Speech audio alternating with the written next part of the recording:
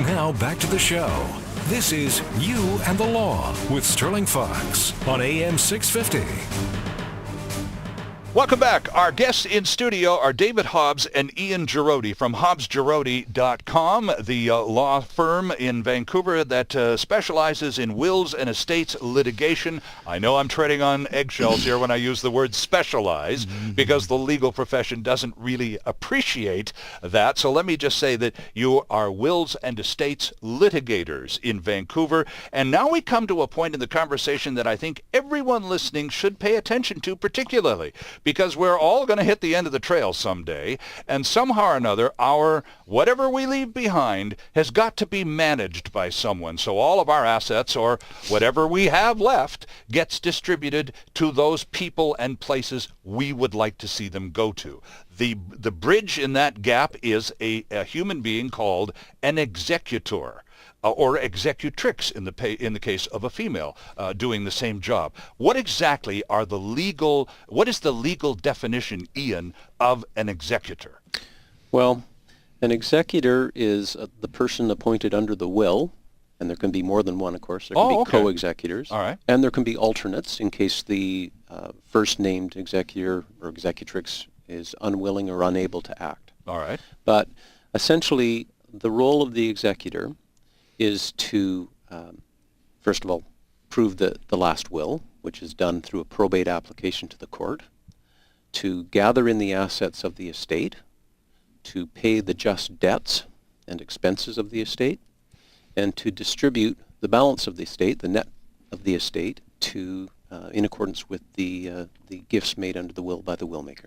David, if I'm considering an executor for my estate, such as it is, what sort of criteria should I apply? I don't think this should be taken lightly. So the appointment of executor is a decision that shouldn't be taken lightly. What qualities or characteristics should a person look for in the individual they choose to be their executor?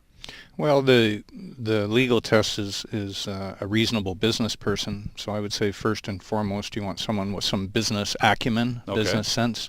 They understand how to keep an account, keep track of your assets and liabilities, your income and your expenses. They understand a tax return. And I would say the second quality would be someone who's neutral within the context of the family, i.e. they would have good communication capacity for all members of the family. If they were a person that was going to be have difficulty communicating with some members of the family, then obviously that's going to invite controversy. One thing Ian didn't mention in his list, which I agree with, is the duty to maintain proper accounts, because executors are obligated to pass their accounts at the end of the administration, which is simply the ins and outs of that administration. I took in these assets, right. I paid these bills, and show the pluses and minuses to account for what was received and ultimately what was distributed. So at the end of the day, it all comes out to 0-0 on the balance sheet, right? Right. Okay. And the other thing is the executor may be entitled to a fee, and the fee varies, and that can be contentious because the beneficiaries may be unhappy with the executor and may question the fee that executor is entitled to because they're angry about something or feel the executor didn't do a good job of the administration. Ian, one of the things that Hobbs Giroday does, most of your work is spent with wills and estates and in the litigation, the resolution of disputes between the parties in estates and named in wills. But one service that your firm does provide is consultation services for people who are executors.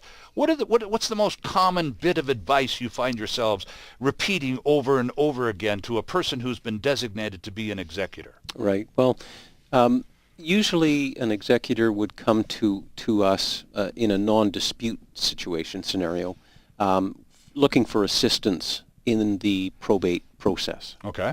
In order to prove the will before the court, they have to file certain documents and swear certain affidavits. And of course, they have to ascertain what the assets of the estate are and liabilities as best as they can, because they have to be disclosed to the court. And then they may have issues relating to, having a difficult beneficiary who's getting on their case far too soon about getting on with their job or things like that. But generally, on the sort of non-litigation side of things, we can assist executors with the probate application before the court and any issues that arise in that context. Okay, is it as complicated as it sounds? I mean, clearly, in a lot of cases, David, people appoint a family member, a relative, or a trusted family friend, that kind of thing. Are there such things as professional executors? Do people and do people ever appoint an executor without telling a person they've been appointed? Well, yes and yes. You asked two questions. Okay. There are trust companies that are professional executors, and you can appoint a trust company. It was more common in the past. People, I think now like to appoint a personal executor. They're hoping that individual is not going to charge the estate as much as a professional corporate executor or trust company might do. The fees are restricted to some degree. And yes, a person might write a will and appoint somebody and never tell the person. Surprise! And that, I think, would be, I don't think that would be a recommended practice. I would think not. And how do these people react when all of a sudden they get a call? Your old friend George died last week, and by the way, you're the executor of his estate. What and what? Well, I think when you're young, if your friend said, "Would you be the executor of my estate?" you'd think, "What an honor! This is a fantastic thing." Right. If you're old, you would think, "Man, I don't want to go near that with a 10-foot pole." Right. So, that would be wisdom of age that would make you cautious about that sort of thing. But all the more reason to really to think this whole business through at the front end.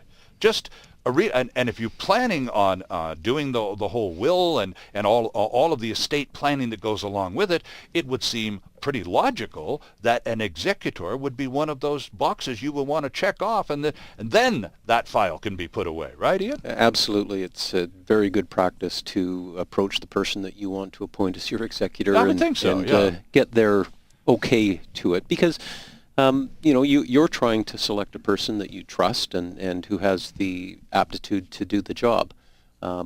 If that person declines or is unable to act, you simply haven't done your homework to determine that, then you might be stuck with someone administering your estate that you wouldn't have chosen. Mm-hmm. Interesting stuff. One thing we haven't talked about at all, and I wonder whether it's an urban myth or not. So David, help me out with this. Taxes. There is a widely held feeling, certainly in the circles that I travel in, that if you don't have your estate organized and everything clearly identified, the tax man will take anything they can get their claws into. Well, from an executor's point of view, the tax man, the CRA, is a creditor of the estate, and creditors are dealt with first in administration because there is no estate for distribution until your bills are paid. Of course. It's a net estate, right. In effect, net of your expenses, and one of your liabilities is for taxes. The deceased, the poor person who's passed away, is deemed to dispose of all their assets at the date of death. So there may be capital gains. Quite often, your home is your principal residence. It's not a taxable event. Sure, of course. So, but a business person who has shares in companies or other types of investments may have all sorts of interesting tax things going on. Mm-hmm. And the executor will be personally liable to CRA or to any creditor for that matter if they distribute the estate and it's discovered that there's still a liability that's not been satisfied. Is there not such a thing as a death tax, or am I thinking sort of 19th century Great Britain here? No, there's a probate fee, which is measured on the gross value of your estate. And people quite often use joint tenancies of bank accounts and property to keep assets out of the estate to avoid the probate fee. Oh, okay. Sometimes penny wise, pound foolish, and how so? Well, when you're gifting during your lifetime, the person has to intend to make a gift, and a gift is an actual delivery of property to someone with no intention of ever taking it back or for it being for anyone else, that sort of thing. Okay. And sometimes gifts in reality are trusts. It looks like a gift, but really, I tell my son, I'll make you joint tenant of the house, but your brothers and sisters, make sure you sell that house and share it with them. So in reality, it's a trust, but it looks like a gift on paper. And if the siblings have difficulties amongst themselves, then all sorts of chicanery can happen because someone's now in control of an asset. And perhaps that description of the house that you've just given us wasn't shared with all of the siblings by the person who originally owned the house. And again, it's a case of, what? Right. Wait a second now. Wait just a minute. We're all equal dependents or beneficiaries here. What's the deal? Right. And thus the family fight again. Right. So at risk of decreasing the business at Hobbs Giroday, it gets back again to proper estate planning. Right. It's important for a will maker who wants to put assets into joint names, joint bank accounts, joint tenancies in property, which have what's called a right of survivorship, so that the surviving joint account holder or joint tenant, when it comes to land, receives the entire legal ownership of the account or the land. It's incredibly important to paper it if it's intended to be simply a mechanism to hold that asset in trust for the estate for distribution according to the will. Then say so, right? Exactly. Paper it. Let everyone know who's got an interest, and you'll avoid a lot of problems. And David, back to just to wrap up the tax issue here before we take the break.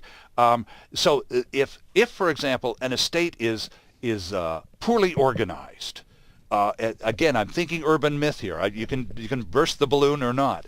But the popular sentiment is the less organized you are at your death, the more likely you are not to have much money to spread around, because somehow or another taxes will eat up a lot of that those funds. Well, your tax position should be what it should be, if I can put it that way. Yeah. I would be more fearful, though, that if you're not well organized, your estate may get eaten up with lawyers like us, accountants, and other people resolving disputes, plus the time and stress that goes along with it. Those are big reasons why you want to be well organized. And with respect to taxes, though, that's definitely something that a lot of consideration should be given to planning. You run into situations like people having foreign citizenship or foreign assets. There are all sorts of complexities, and no thought's been given to what the consequences are going to be of that apartment in Palm Springs or right. or whatever that has not been thought about, and now the executor has to deal with it. And, of course, the complications of a foreign jurisdiction must be just peachy for the average executive. It's You and the Law here on AM 650. I'm Sterling Fox, joined in studio by David Hobbs and Ian Giroday, and we'll be right back. There's more of the show still ahead. This is You and the Law on AM 650.